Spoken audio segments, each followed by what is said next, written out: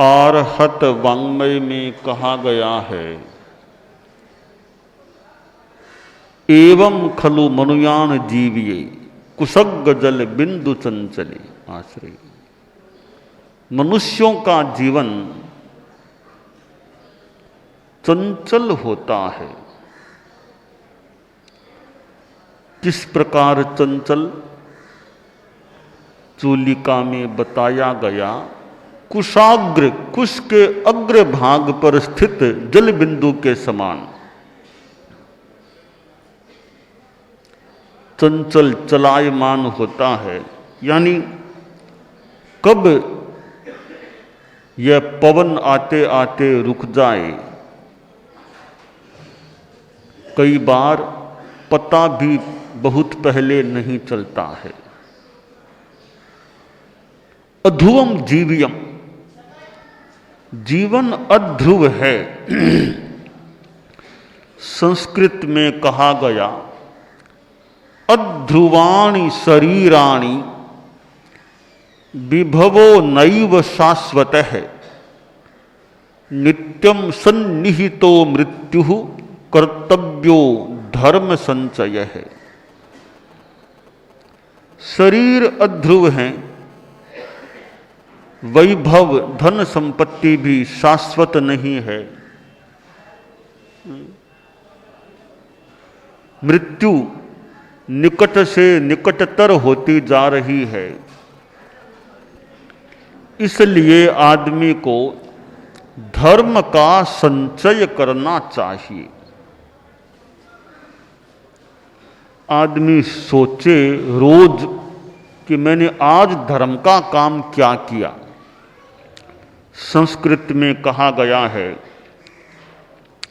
उत्थायोत्थाय बोद्धव्यम किमद्य सुकृतम कृतम आयुषः खंडमादाय रवि रस्तमयम गतः। उठ उठ करके जानना चाहिए, विचार करना चाहिए कि यह जो दिन मेरा आज का बीता है, इसमें मैंने सुकृत क्या किया, अच्छा काम क्या किया, धर्म का काम क्या किया। धर्म का क्या काम?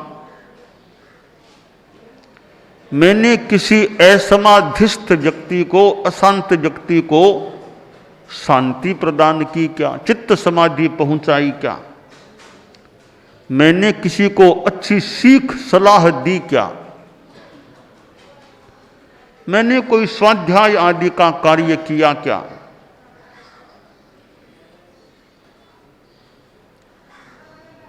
किसी साधु की संगति की क्या? मौका मिला हो तो साधु को दान दिया क्या? तो आज के दिन में मैंने सुकृत क्या किया? ऐसा चिंतन क्यों करना चाहिए? इसलिए करना चाहिए कि यह सूर्य आया था और चला गया, यह जाने के साथ मानो मेरे जीवन का एक टुकड़ा भी साथ में ले गया। एक एक दिन जा रहा है, हमारे जीवन का एक एक टुकड़ा कम होता जा रहा है। जन्म दिवस आता है, कई लोगों के मन में बड़ा उल्लास होता होगा कि आज मेरा जन्म दिवस है। ठीक है, उल्लास हो सकता है,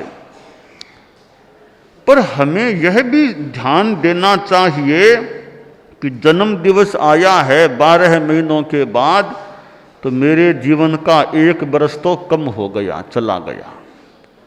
यो मेरा समय जीवन का कम होता जा रहा है।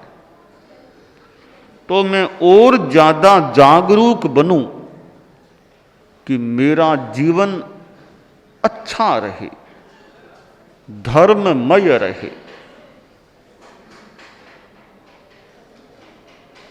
जीवन का भरोसा भी क्या करें? 1 बरस भी आगे आएगा या नहीं आएगा, किसको आएगा किसको नहीं आएगा। आने को 100 बरस भी आ जाए, आने को 2 बरस भी न आए। 2 बरस 100 बरस तो दूर की बात है, 2 दिन भी आगे आए न आए पक्का क्या पता है। सब आदमी के लिए क्या पता किसको 2 दिन अगले आएंगे, किसको नहीं आएंगे। इसलिए हम आज से ही, अभी से जागरूक बने कि जीवन में धर्माचरण करें, पाथेय इकट्ठा कर ले। धर्म का पाथेय, धर्म का प्रभाव साथ में जा सकता है, पैसा साथ में नहीं जाता। आप लोग गृहस्थ हैं, पैसा कमाने वाले कमाते हैं, पैसा कमाना भी आवश्यक काम गृहस्थ के लिए हो सकता है, पर यह चेतना स्पष्ट रहे कि पैसा आगे साथ में नहीं जाएगा।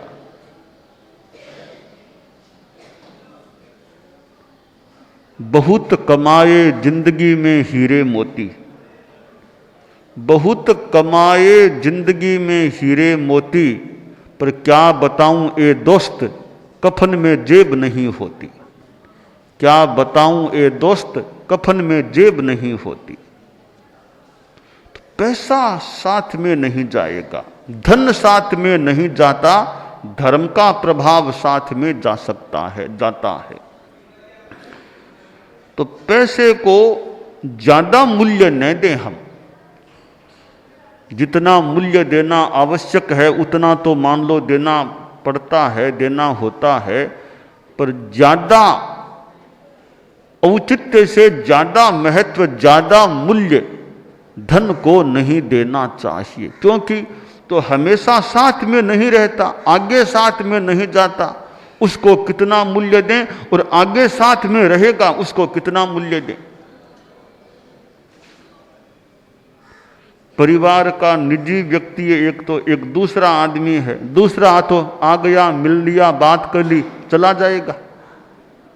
परिवार का आदमी तो साथ में रहने वाला है। तो परिवार का व्यक्ति परिवार का है, दूसरा मिलने आ गया, वह ठीक अतिथि है, मिलने आ गया।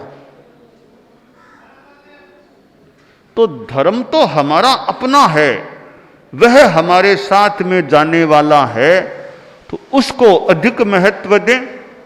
धन को बस जितना देना थोड़ा, उससे ज्यादा महत्व न दें। आदमी खाली हाथ आता है, खाली हाथ चला जाता है, एक भी पैसा साथ में नहीं जाता। परम पूज्य गुरुदेव तुलसी के गीत में कहा गया, एक नयो पैसो भी थारे नहीं चालसी,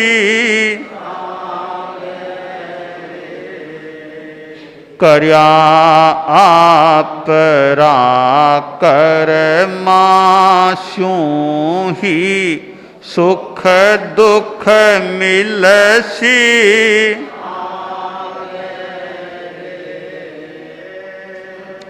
संयम रे मार्ग पर चाल्या, संयम रे मार्ग पर चाल्या, तुलसी निश्चित है चेतन चिदानंद चरणा में।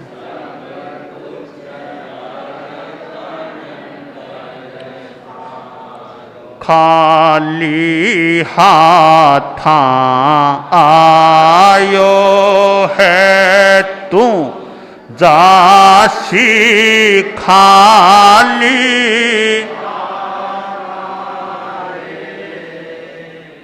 लारे रहसी इन दुनिया में जस अप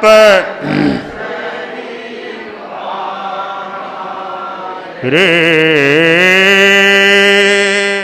थोड़े जीने खातिर क्यों थोड़े जीने रे खातिर क्यों बांधे सिर पापारो चेतन चिदानंद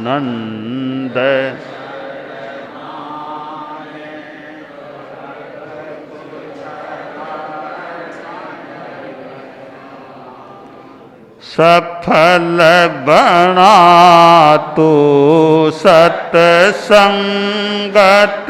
में मूंगा मोलो मिनख जमारो चेतन चिदानंद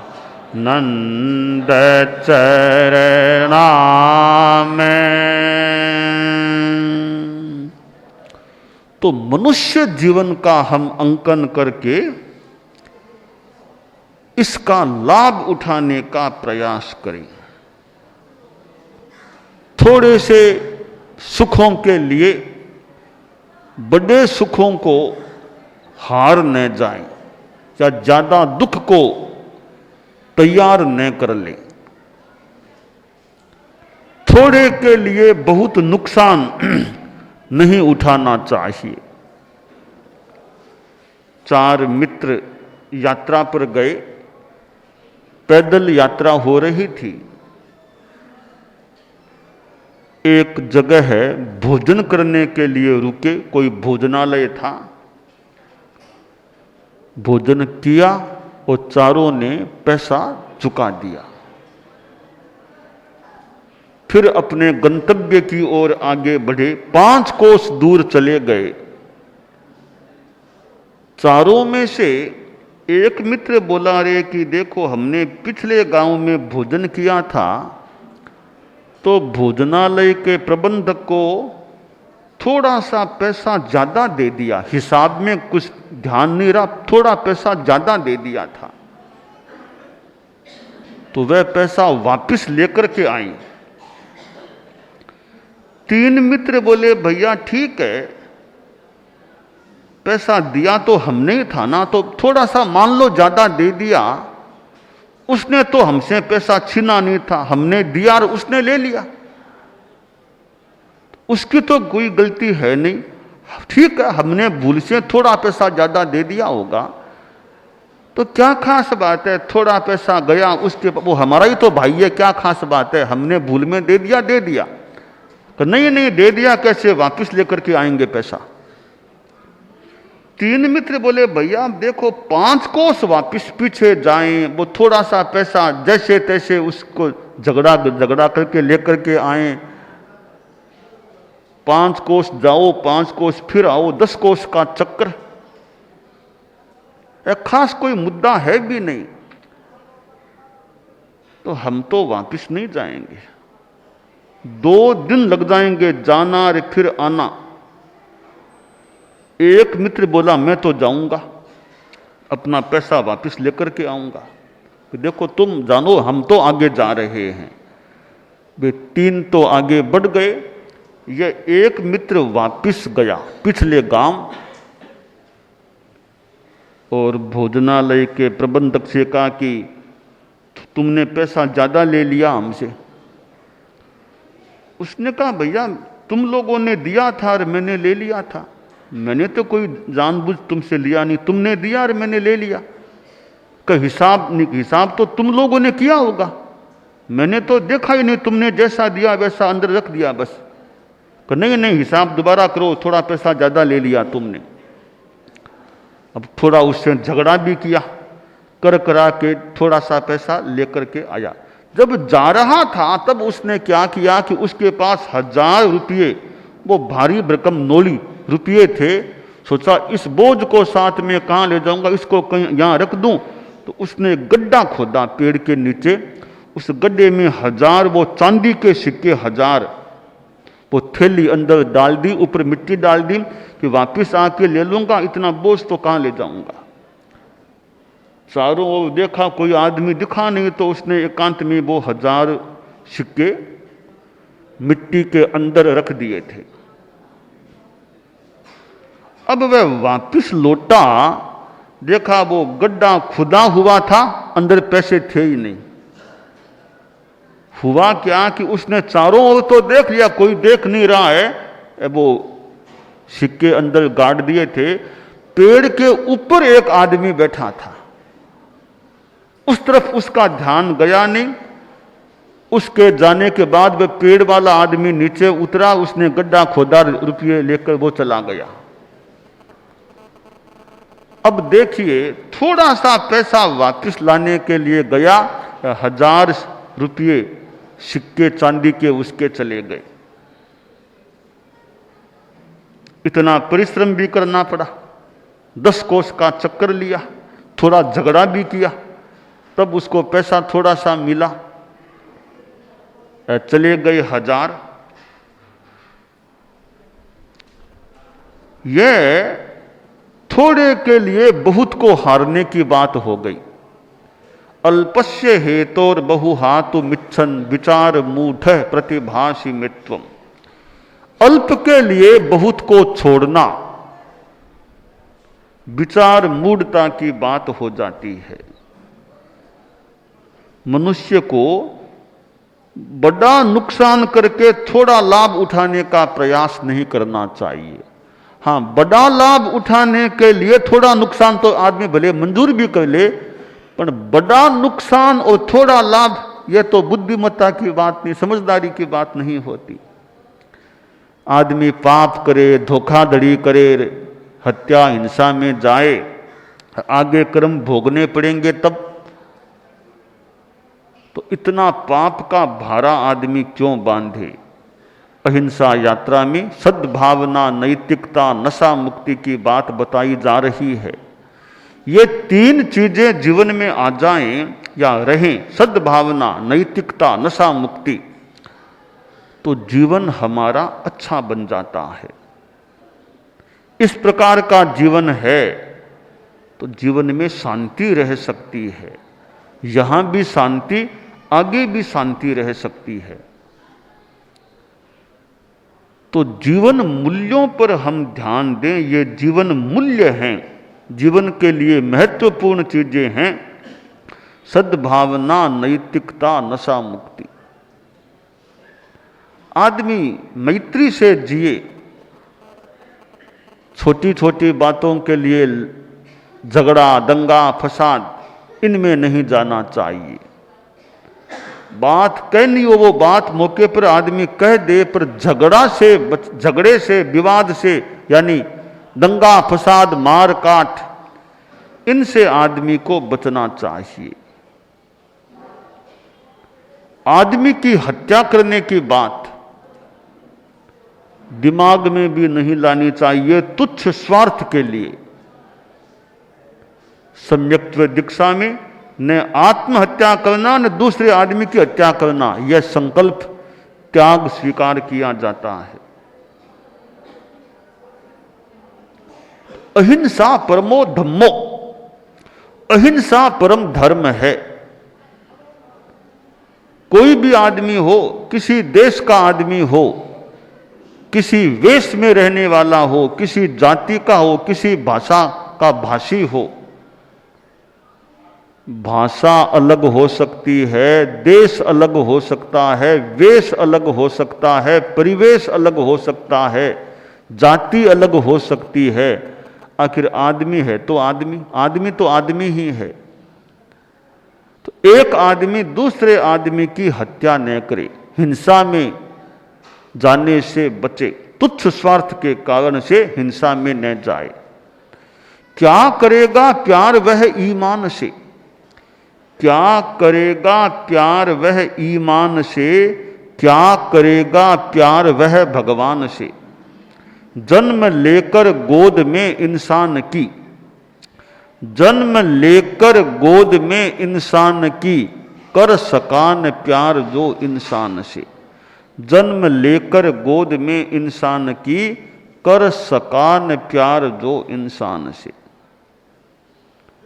तो आदमी इंसान के प्रति मैत्री भाव रखे और प्राणी मात्र के प्रति मैत्री भाव रखे। ठीक है, पूर्णतया अहिंसक बनना तो कठिन है, तो कम से कम आदमी की हत्या से तो बचे, वो भी तुच्छ स्वार्थों के लिए। आदमी की हत्या तो आदमी न करे, तो सद्भावना रखी जाए और नैतिकता, जो भी काम करे आदमी उसमें ईमानदारी रखने का प्रयास करे और शराब, बीड़ी, सिगरेट, खैनी, गुटखा आदि किसी भी प्रकार का नशा न करे। अभी हम नेपाल देश में यात्रा कर रहे हैं, वीरता मोड़ जो भी नाम, और यहाँ आए हैं। कुछ दिनों की यह नेपाल की यात्रा, लंबी यात्रा तो पहले कर चुके हैं, यह तो अवशेष यात्रा है, अवशेष यात्रा। शेष को अशेष बनाने का प्रयास किया जा रहा है। थोड़ा शेष था नेपाल का भाग और गंतव्य था, वह शेष की सूची में न रहे, शेष की सूची समाप्त हो जाए तो वह शेष की सूची को अशेष करने के लिए, निःशेष करने के लिए अभी नेपाल में आए हुए हैं। थोड़े से दिनों की यात्रा, और नेपाल में पहले भी जो संदेश हमने दिया था वही संदेश आज दे रहे हैं कि जिंदगी में सद्भावना, नैतिकता और नशा मुक्ति रहे। देश भले बदल जाए, हमारा संदेश नहीं बदला है। देश बदला है, भाषा भी बदली है, या अलग भाषा के लोग हैं। देश बदला, भाषा बदली, वेश भी, यहाँ की टोपियाँ, नेपाली टोपियाँ, थोड़ा वेश भी बदला बदला है, पर हमारा संदेश नहीं बदला। संदेश हमारा वही है। तो जो संदेश उपयोगी है, जो हिंदुस्तान के लिए भी उपयोगी है, नेपाल के लिए भी उपयोगी है, वह संदेश कैसे बदले। आकृतियां भी थोड़ी बदली हुई हो सकती है आदमी आदमी की, पर आखिर है तो 5 इंद्रियों वाले आदमी। 5 इंद्रियों में कोई फर्क नहीं है। हिंदुस्तान के आदमी के भी 5 इंद्रियां है, नेपाल के आदमी के भी वे ही 5 इंद्रियां हैं। तो आदमी आदमी की जाति वही है। थोड़ी आकृति का फर्क हो सकता है, पर आदमियत का फर्क नहीं। आदमी तो आदमी ही है। तो आदमी आदमी में विद्वेष न हो, घृणा न हो, नफरत न हो, जाति आदि को लेकर, प्रांत देश आदि को लेकर, सीमा को लेकर विद्वेष न फैले। तो सद्भावना अगर है, परस्पर देशों में भी सद्भावना रहे। भारत के कितने पड़ोसी देश हैं, पड़ोसियों में भी सद्भावना रहनी चाहिए।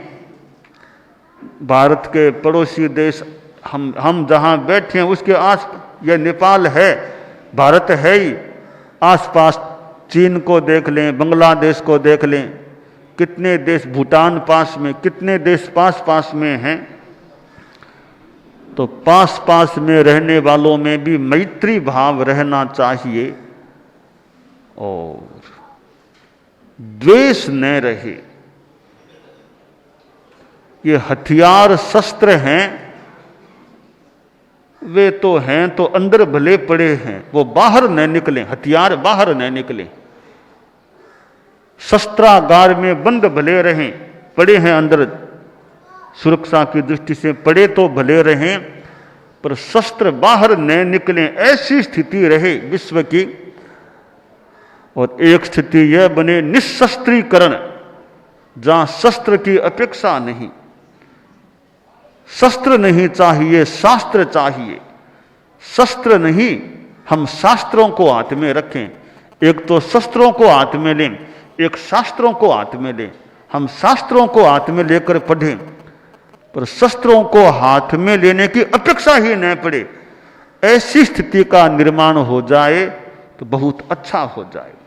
दानान शिट्ठम अभयपयाणम सच्चे सुयान वज्जं वयंती तवे सुया उत्तम बम्भचेरम लोगुत्तम तमे समणेनाय पुत्र